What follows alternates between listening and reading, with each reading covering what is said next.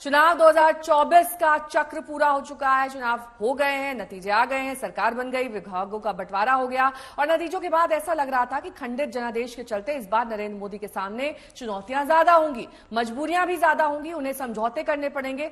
लेकिन अभी तक फिलहाल ऐसा कुछ भी दिखाई नहीं दे रहा है। मंत्रिमंडल के गठन और अब विभागों के बंटवारे के बाद ये साफ हो गया है कि नरेंद्र मोदी अपने ही अंदाज में सरकार चलाएंगे। मोदी ने सारे महत्वपूर्ण विभाग अपनी पुरानी और विशिष्ट कोर टीम को दिए हैं। बीजेपी के 11 पुराने कैबिनेट मंत्रियों को फिर से पुराने विभाग दिए गए हैं। लेकिन घटक दलों को क्या हाथ लगा? टीडीपी के पास नागरिक उड्डयन जैसा मंत्रालय जरूर आया, जो कि पहले भी चंद्रबाबू नायडू के पास ही था। लेकिन जेडीयू कोटे से कैबिनेट मंत्री राजीव रंजन सिंह, पंचायती राज मंत्रालय उनको मिला है। शिवसेना शिंदे को बस एक राज्य मंत्री का पद मिला।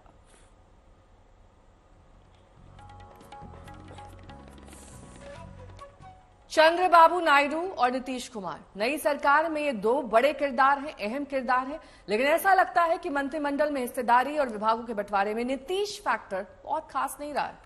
नीतीश की पार्टी जेडीयू को एक कैबिनेट और एक राज्य मंत्री का पद जरूर मिला, लेकिन वो ऐसे मंत्रालय नहीं है जिनसे लगे कि वाकई मंत्रिमंडल में जेडीयू की धमक रहने वाली है। सबकी निगाहें थीं, दिल में सवाल थे, किंतु परंतु का सिलसिला था। सब देखना चाहते थे कि बहुमत से पीछे रहने के बाद बीजेपी के तेवर क्या रहते हैं। सब जानना चाहते थे कि किंग मेकर की भूमिका में आने के बाद नीतीश के अंदाज में क्या अंतर आता है। लेकिन इन तस्वीरों ने सब कुछ साफ कर दिया। नीतीश ने मैसेज दे दिया, फिलहाल महत्वाकांक्षा पर मिट्टी डाल दी है। इन्होंने पूरे देश की सेवा की। अब पूरा भरोसा है कि जो कुछ भी बचा है अगली बार ये सब पूरा कर देंगे, और जो भी हर राज्य का है। और हम लोग पूरे तौर पर सब दिन इनके साथ रहेंगे और पूरे तौर पर जो कुछ भी है आज जिस तरह से भी ये करेंगे बहुत अच्छा है। देखिए कि कुछ इधर उधर कुछ जीत गया। नीतीश ने संसद के सेंट्रल हॉल से मुहर लगा दी। अब नरेंद्र मोदी अपने अंदाज में सरकार चलाने निकल पड़े हैं। टीम सिलेक्शन में भी मर्जी दिखा दी है। बीजेपी के 11 कैबिनेट मंत्रियों के विभाग में कोई बदलाव नहीं है। बीजेपी ने साउथ ब्लॉक, नॉर्थ ब्लॉक पर कंट्रोल बरकरार रखा है। सीसीएस से जुड़े चारों महत्वपूर्ण विभाग बीजेपी के पास ही हैं। लेकिन नीतीश के हाथ क्या लगा वो भी जान लीजिए।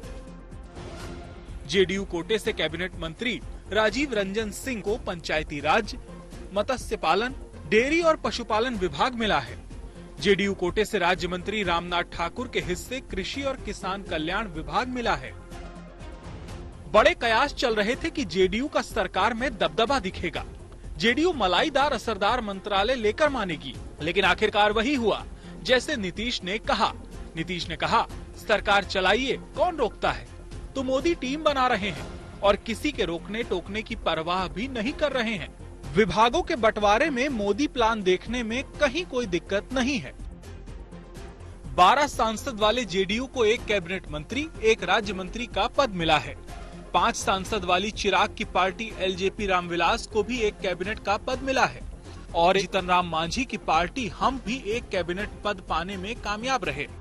प्रधानमंत्री जी के द्वारा जो भी जिम्मेदारी मुझे दी गई है और ये एक ऐसे विभाग की जिम्मेदारी मुझे दी गई है जिसकी चर्चा मैंने मेरे विजन डॉक्यूमेंट में हमेशा की थी।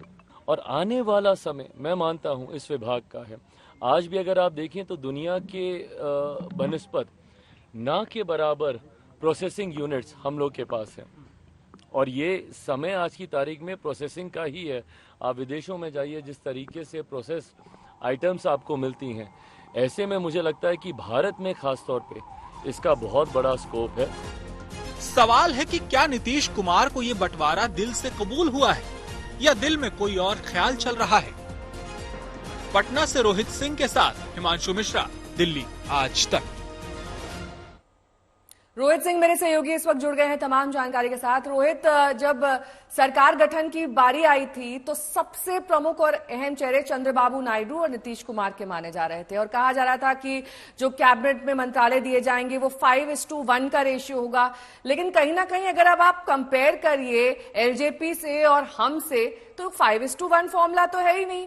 जेडीयू को भी लगभग उतने ही मंत्रालय मिले हैं अगर राज्य प्रभार हटा दिया जाए तो।